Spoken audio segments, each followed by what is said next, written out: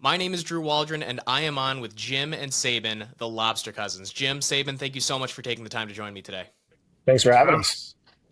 So, I think the best place to start this interview is asking how do you introduce yourself to people who may not have heard of your work or may not have heard of your business?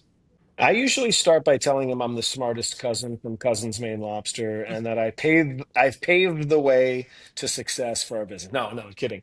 We say that we are two cousins from Maine. We started a food truck business called Cousins Maine Lobster. And then usually they go, "Oh, wait a second. Ah, yeah, I've heard of you." What's it like working with family, building a relationship, building a business within family? We see how you act in public, but what's it like behind Run, the scenes? run. Don't do Oh, it. you know what? Don't do it. I'll take that one. I think working with family is, if it is the right family member, is the best decision you'll ever make in your life. And the reason I say that is because when Saban and I quit our jobs, he was in Los Angeles, I was in Boston. I flew across the country. We quit our jobs, no more security, no payments, no cash coming in. And we went all in, two cousins on one food truck. And we had to make it work, right? And we had to make a living, and one truck wasn't going to do it for two guys, so you had to do it with a second truck and a third truck. And we started franchising to where we're now at 100 trucks throughout the country. That is really hard. It's a gruesome road. It's all kinds of challenges and obstacles. And at the end of the day, I always say to Save, who would you rather be in a room with and in the trenches and do the work when things are hard, when you don't think you're going to get out of it and make your business come out on top and thrive, than blood, than a family member? Because I know that I can trust him and that he's loyal as can be and that we'll work through any single problem to come out the other side. And I can't do that if I find a friend on Craigslist or a buddy who wants to get a salary and be a business partner. Sabin, how do you feel about working with family? I would echo what Jim said. I just think there's nothing like the bond and the love and the trust that you have, and knowing that you absolutely can't let the other person down. You can't fail. You can't fail them. And being that we're cousins, I think cousins have a very special bond, different than brothers and sisters. Whereas it is just like this loyalty. And so when I work with Jim and he's my younger cousin, I want to take care of him. I want to help him. I want to make sure that his family thrives. So it's a really deep bond. The other piece of it too is like, it's not like we've never had disagreements or that we don't, we have different opinions at times. If you butt heads with someone in business that you don't know well, it could be catastrophic. But we've got the ability to have that history as kids growing up and playing sports and being really close as cousins to say, cool, we can disagree on this, but we know our way to work out, work through it. And that's a big opportunity to find success that others might not because it all falls apart. Aside from the familial relation, what do you think is one of the biggest benefits you had in bringing success to your business? I think culture. We are incredible at building culture. Flat out. I think we are the best in the business because we've actually taken our small town mama's boy approach to entrepreneurialism. Mm. We work harder than anyone, but we also play, we have fun, we care about when people's birthdays are, when their anniversaries are, the positive things in their life as well as the negative things in their life. And we really make sure that our staff smell the roses with us and we bring them along for the ride. So building culture is our number one strength. And I think that's why we've been so successful. I think Sabe hit it on the head. Once we had a business that was growing and we had staff, there was not just two people in an office like me and Sabe, right? And then once you have a team, of course, culture is king. I would say if you're about to take the leap and start a business like we did, I'd go to a few laurels that we had, and they're basic.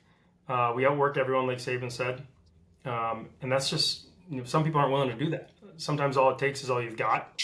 We were fearless, right? So we cut the cord. That's all. I was going to do this. No, we cut the cord and we did it. We asked a million questions because we had humility. I think humility is huge. We asked a million questions to everyone when we were starting because we knew that we didn't know everything and we didn't know what we didn't know. So whether it's Barbara Corcoran, who's like a big celebrity, doesn't matter. It could be my dad, who was a CFO, and we were talking about numbers. Or it could be an insurance agent, who we were learning that aspect of the game, or how to drive sales and marketing. That's just like being in the trenches and asking all those questions, having humility. That allows the opportunity for it to bud and grow, and then Saban's culture takes over. Very well said. You mentioned Barbara, and I think one of the most interesting things about your Shark Tank origin is that you tailored your pitch specifically for Barbara. Could you retell that story for someone who might not know it? Yeah, I'll take. We'll both take a whack at it here, but I think in general, we watched every episode available to us of Shark Tank, and we brought back the 3x5 index cards from middle school, and we wrote all the questions on one side and the answers on the back to know everything of what the sharks were going to come with. But in watching the show, we kind of gleaned this thought that wasn't built on anything but our gut, which is another big thing. We follow our instinct and our gut, and our thought was that, like Sabin said, we're mama's boys. We thought she kind of had this maternal instinct. We thought she was a straight shooter, not a character or a shtick on the show. Mm. We thought she was kind of towards the later end of her business career in the sense of not right in the prime where she would Did you have. just call Barbara old? Oh my Uh, gosh. but very, very, Did very, you? No, but very attractive. Are Not we are we recording this? no, no, no, yeah, I but feel like no. he said something like that. But I say it to her in that we thought, selfishly maybe, she might have more time to work with our business than someone that's 30 years old on the show and in a million different things. And those all proved to be true. Like we have a super close relationship with her, and it's more personal now than it is business. And once you have that rapport and trust, just like we do with our franchisees, you open up a world of opportunities. And I think that's what she's provided to the business.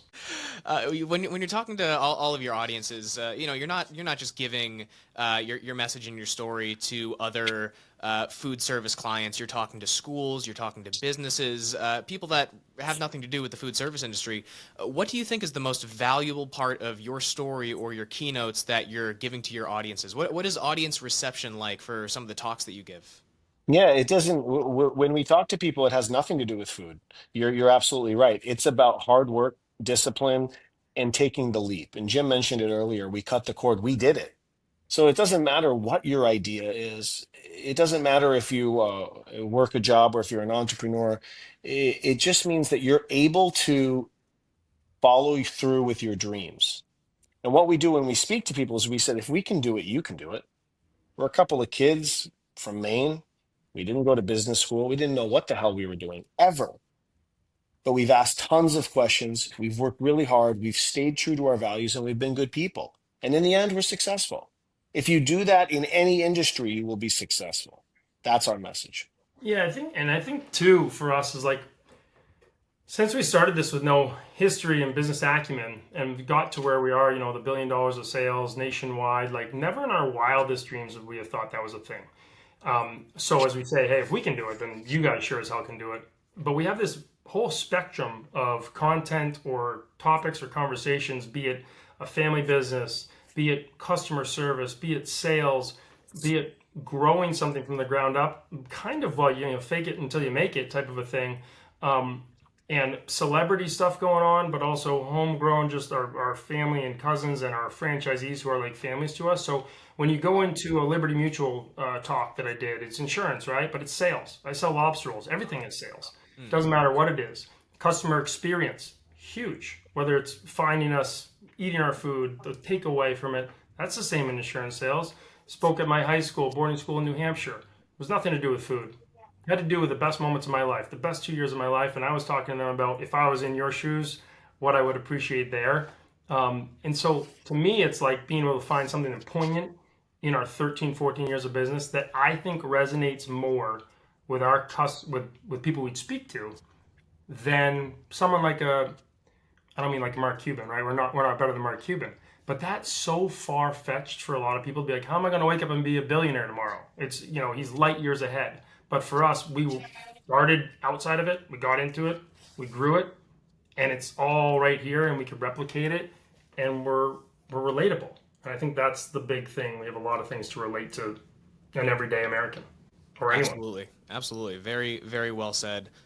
Gentlemen, it's been great to interview you, and I think that the best way to close this out is by asking each of you what is either the biggest challenge that you faced in your journey or the craziest challenge that you faced in your journey with all the lobster trucks you manage, all the widespread of business that you have to manage. What is the most difficult or craziest story that you have from your journey? Okay, I'll give this to you as quick as can be. We were 2 years in. We decided to franchise our business. Knew nothing about franchising, but Barbara told us to do it, so we did it. Okay, fine. We started a franchise. We sold 10 franchises after a thousand leads or 2,000 leads. So we chose 10 people. They were all in. The trucks were being built. They were set to be delivered. Everyone was excited, except in the 23rd hour, we found out that the builder who builds the food trucks is a repeated felon, stole everyone's money, took a couple $1 million, and fled to Honduras. Oh my God. Sounds pretty easy to me to figure out. Oh my Uh, God. That that's a happened. good, that's a good one. He stole a great one.